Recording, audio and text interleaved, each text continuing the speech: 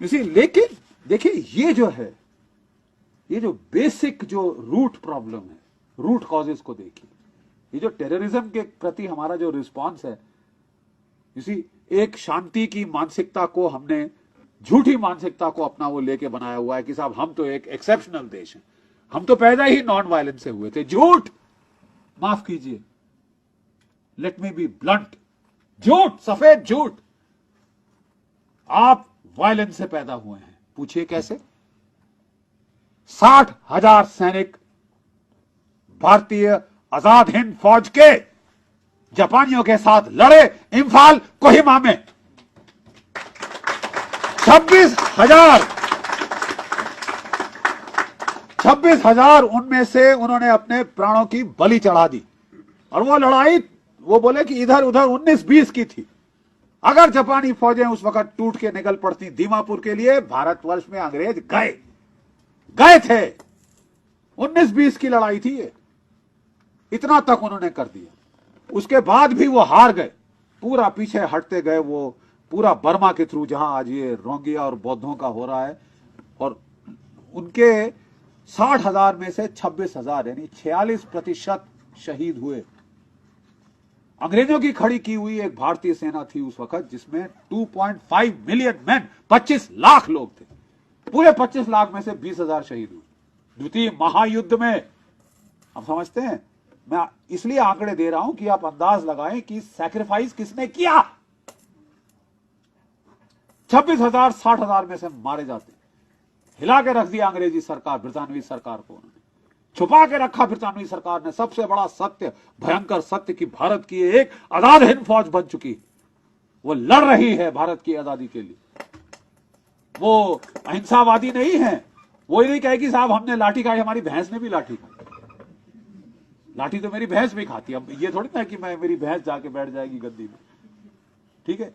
लेकिन वो लड़े, वो मरे, वो शहीद हुए। और हालांकि वो हार गए, they lost the battle but they won the war। ये समझिए क्यों they won the war। जब लड़ाई खत्म हो गई, अंग्रेज सोचे हम जीत गए, ट्रायम्फलिज्म, हमने इनको धूल चटा दी, नाको चने चबवा दिए। भारत की जो भी आजादी की बात कर रहे थे, लड़ना चाहते थे, हो गए ना पस्त। तो उन्होंने आजाद हिंद फौज के 3 अफसर, एक हिंदू, एक मुसलमान, एक सिख, यहां लाल किले में लाके उनका कोर्ट मार्शल शुरू किया। लाल किले में क्यों? क्योंकि इनका नारा था हम लाल किले पे झंडा फहराएंगे। तो लाल किले पे झंडा फहराओगे, तिरंगा, ये लो तुम्हारा यहां कोर्ट मार्शल होगा। और अब उन्होंने सब दुनिया को बताना शुरू किया कि ये थी आजाद हिंद फौज, इंडियन नेशनल आर्मी, उसकी हमने ये कर दिया, वो कर दिया, युद्धबंदी बन गए, हार गए, पिट गए।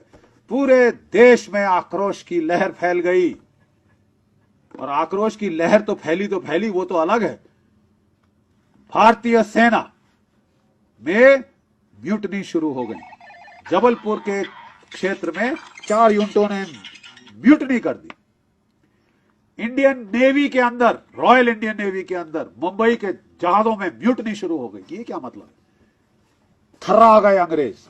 25 लाख सशस्त्र भारतीय सैनिक डीमोबिलाइज किए जा रहे थे वर्ल्ड वॉर 2 के बाद। कोई 80 से 1000 के करीब यहां अंग्रेज सैनिक थे। बोले साहब अगर 25 लाख भारतीय सैनिक हमारे पे टूट पड़े तो हम क्या इनको रोक पाएंगे? नहीं रोक पा सकते आप। तो उन्होंने बोला साहब अच्छा है कि हम बड़े ग्रेस के साथ निकल जाएं। और ये किसने कहा है साहब? अंग्रेज प्रधानमंत्री क्लेमेंट एटली ने। जब 1948 में जब वो आया, कलकत्ता में आया, तो उस वक्त गवर्नर थे चक्रवर्ती, पीबी चक्रवर्ती। उन्होंने उनसे बात करी कि साहब क्विट इंडिया मूवमेंट तो खलास हो चुकी थी, फिर आप गए क्यों? उसने बोला Subhash Chandra Bose and the INA कहते हैं कि 25 लाख अगर हिंदुस्तानी फौज में बगावत होती तो हम क्या कर सकते थे? हम थक चुके थे लड़ाई लड़ लड़ के 5 साल। हमने कहा चले जाना, ठीक है। तो आजादी कैसे मिली आपको? बिना चक्र बिना ढाल नहीं मिली, माफ कीजिए।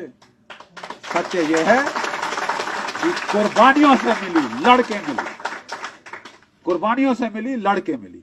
उस कुर्बानी की कीमत आपको हमेशा याद रहनी चाहिए। आप आज आपका देश इस कगार पे है कि या तो वो एक महाशक्ति बनेगा या वो टूट जाएगा, टुकड़े टुकड़े हो जाएंगे। सामंत आपके में यहां बैठे मिलेंगे आपको, हर 24 कदम के पास आप टैक्स पे करेंगे, एंट्री का और पासपोर्ट बनाएंगे अपने। ये हाल आपका अगर कर रहे हैं, आपकी राजनीति की जो दिशा है वो कर रही है। इस दिशा को हमें मोड़ देना होगा, भारतीयता को हमें प्राथमिकता देनी होगी।